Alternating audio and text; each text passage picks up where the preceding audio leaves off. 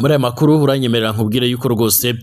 ingabo za M23 zongeye kwamagana umugambi wa President Tshisekedi wo kuzana izindi ngabo ku butaka bwa Repubulika Iharanira Demokarasi ya Kongo. Bakavuga yuko kugaruka kw'ingabo z'amahanga ku butaka bwa Kongo bishobora kugomeza gutuma ibintu bizamba. Ni mu itangazo M23 yashyize ahagaragara ku mugoroba wo ku munsi w'ejo ku cyumweru ryashyizwe mu mukono na Bwana Lawrence Kanyuka usanzwe uyivugira, ndetse by'umwihariko avuga yuko ingabo z'amahanga mu gihe zagaruka ku butaka bwa Kongo zatuma ibintu birushaho kuzamba. Ni mu gihe hari amakuru akomeje kuvuga yuko Bwana Tshisekedi akomeje kugenda yongera ubufatanye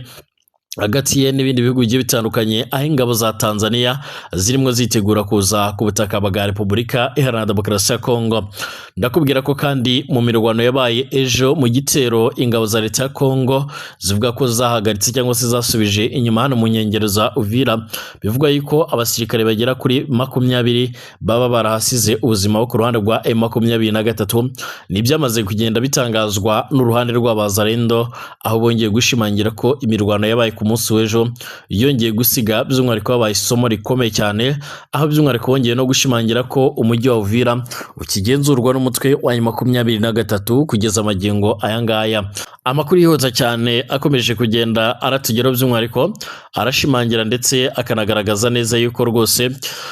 uruhande rwa leta ya Kongo rukomeje gushyira imbaraga mu gushakisha ubufatanye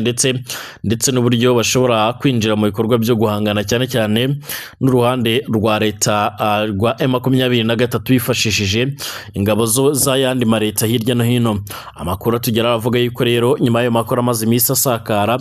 uruhande rwa M23 rwongeye kwamaganira kure ibigendanye n'ibyo bikorwa. Biri mu itangazo ryashyizwe ahagaragara ku mugoroba ku munsi w'ejo, Bwana Lawrence Kanyuka yongeye kumvikana yamagana ku buryo bukomeye cyane ibikorwa cyane cyane bya leta ya Kongo, maze ashimangira yuko bitari bikwiye ko ingabo za leta ya Repubulika Demokarasi ya Kongo zikomeza kwifashisha ingabo z'amahanga mu gihe bo bagaragaje ko bishobora kongera gutuma ibintu byunyuka cyangwa se byongera guhindura isura ndetse no gufata indi ntera. Bwana Lawrence Kanyuka kandi yumvikanye ashimangira ndetse anavuga yuko ibintu bikomeje kugenda bihindura isura ndetse ibintu bikomeje kugenda bifata indi ntera. Yagize ati turamagana ukugaruka kw'ingabo z'amahanga ku butaka bwa Kongo, turamagana yuko uku kugaruka kw'izi ngabo bishobora kuza gutuma ibintu byongera kuzamba, mu gihe nyamara ibiganiro twari tumazemo iminsi byari bifite aho bimaze kugera mu magingo aya ngaya. Ibi ngibi ariko kandi abitangaje mu gihe n'ubundi intambara ikomeje guhindura isura ndetse ikomeje kugenda ifata indi ntera. Yemwe abitangaje mu gihe kugeza amagingo aya ngaya intambara ikomeje kugenda yongera, ndetse hakaba hari n'ibihugu bimwe na bimwe bikomeza kugenda by'umwihariko byerekana neza ko bifite ubushake bwo kuzana ku butaka bwa Kongo.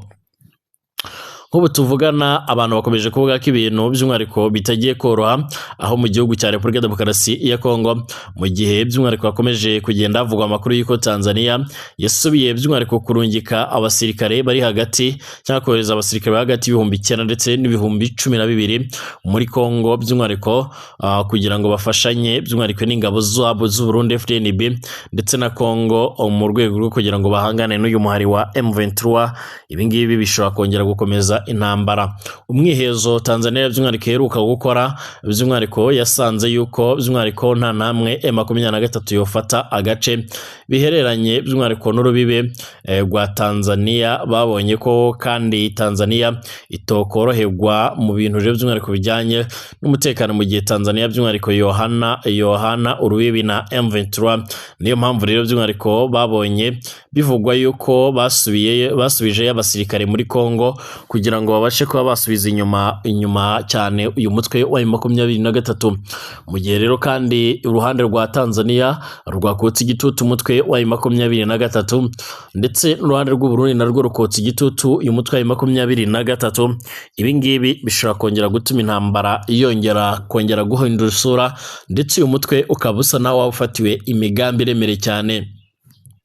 Ikindi nacyo kiriko kiravugwa nuko Uburundi buriko rero bwongereza abasirikare benshi cyane cyane ku mupaka by'umwariko uhana Burundi ndetse n'u Rwanda ndetse n'ibikoresho byinshi cyane bya gisirikare nkuko bikomeje kugenda bigaragara ubona yuko bakomeje kwitegura intambara. Bamwe rero by'umwariko mu begereye ishyamba rya Kibira bavuga yuko muri iri shyamba hakomeje kugaragara n'abasirikare benshi ndetse aba basirikare bakaba banafite ibikoresho bya gisirikare. Amatangazo amaze iminsi avugwa by'umwariko agaragaza ko abanyagihugu baturi ibi bice bavuga yuko bafite ubwoba bwinshi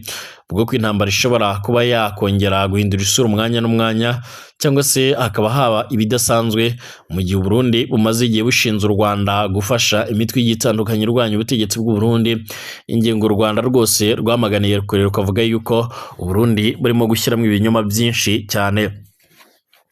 Ibyo biruko kandi mu gihe Perezida Félix Antoine Tshisekedi Tshilombo wa Kongo atizeye na gatoya umuhuzo wa Katari aho bivuga yuko by'umwihariko yegamiye uruhande rwa M23 mu gihe Perezida Félix Antoine Tshisekedi atiteguye gushyira mu ngirero biriko ibyo arimo arasabwa n'umuhuzo wa Katari ndetse magingo yangaya akaba yamaze gusa n'wongera gutangiza ibindi biganiro gusa nayo ni ingingo uruhande rwa M23 turimo rwumva neza. Ikindi nacyo kiriko kiravugwa nuko Perezida Antoine Tshisekedi Tshilombo ariko by'umwihariko asaba yuko Perezida wa Angola João Lourenço by'umwihariko ariwe wakomeza ibiganiro hagati ya leta ya Kongo ndetse n'umutwe wa M23 kugeza amagingo yanga rero umutwe wa M23 wakomeje kwibaza impamvu ibi biganiro bishobora by'umwihariko kuba byagenda bihindagurika mu mwanya n'umwanya mu gihe nyamara by'umwihariko ibiganiro byasaga naho bigeze kure ariko kandi uyu mutwe ukaba wamaze gusaba icyo twakwita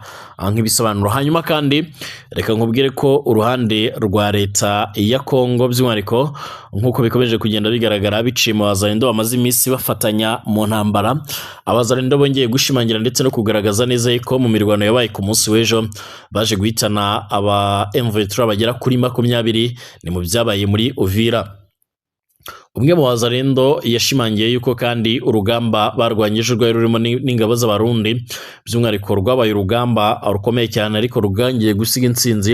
ndetse yongera guca amarenga yuko ubu gahunda hari ari ugutegura operation zo kwigarurira umujyi wa Uvira. Uyu mujyi wa Uvira ukomeje kubera benshi urujijo nyuma yo kugeza amagingo yangaya umutwe wa M23 washimangiye ko amaze kugenda uvamo by'umwihariko nyuma y'igitutu gikomeye cyane ariko ugashimangira yuko wavuye muri uyu mujyi kumva zo kugira ngo bahereze amahirwe ibiganiro byari bikomeje kugenda biba nk'uko amakuru atugeraho abivuga kugeza amagingo yanga ariko kandi nubwo bihagaze bityo ku rundi ruhande rwa leta ya Kongo bo bashimangira ko uyu mutwe utigeze uva muri ibi bice cyane yuko nk'ibitero bikomeje kugenda bigaragara bishimangira ko uyu mutwe ukomeje kugenzurwa n'umutwe